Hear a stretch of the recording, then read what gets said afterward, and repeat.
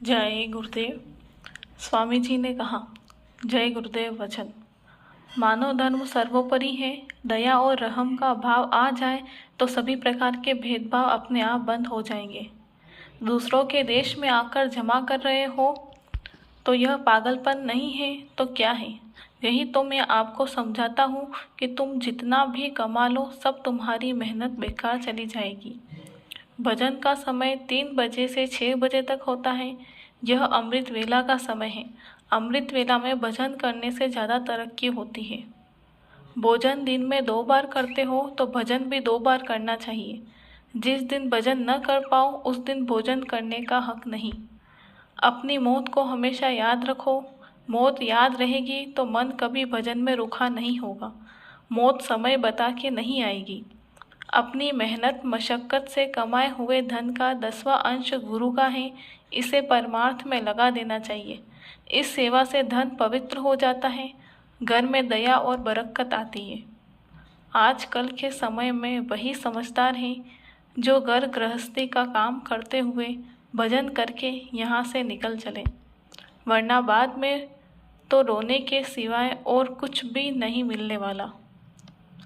परमार्थ में शरीर को सुखाना पड़ता है, मन और इंद्रियों को वश में करना पड़ता है।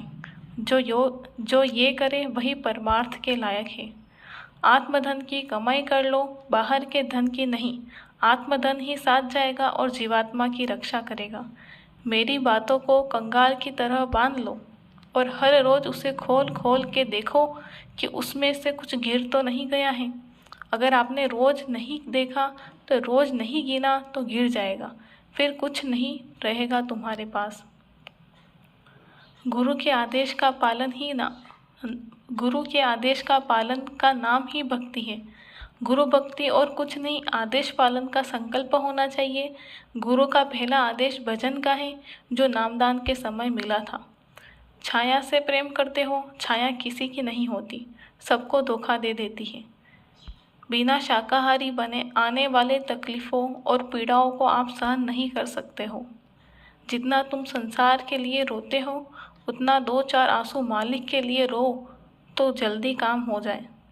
परमार्थ का रास्ता प्रेम का है। दिमाग लगाने लगोगे तो दुनिया की बातों में फंस के रह जाओगे। 24 घंटे में से 3 घंटे का समय गुरु को दे दो। इन 3 घंटों के समय में आपका कोई हक नहीं है।